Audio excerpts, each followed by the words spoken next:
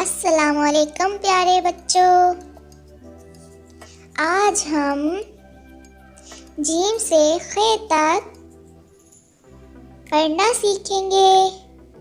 جیم، چے، ہے، خ۔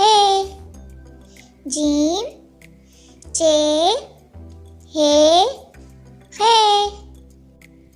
جیم سے جگ،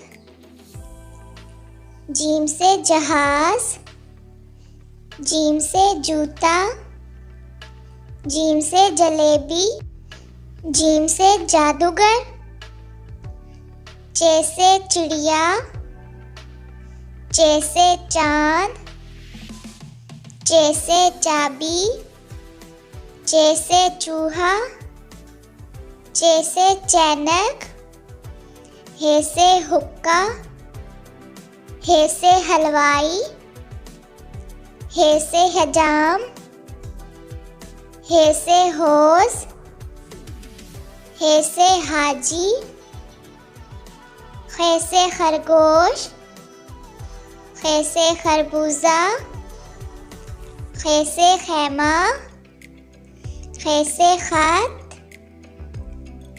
خ سے خنجر۔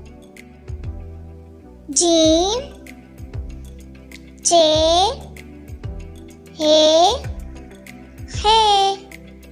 جیم، چے، ہے،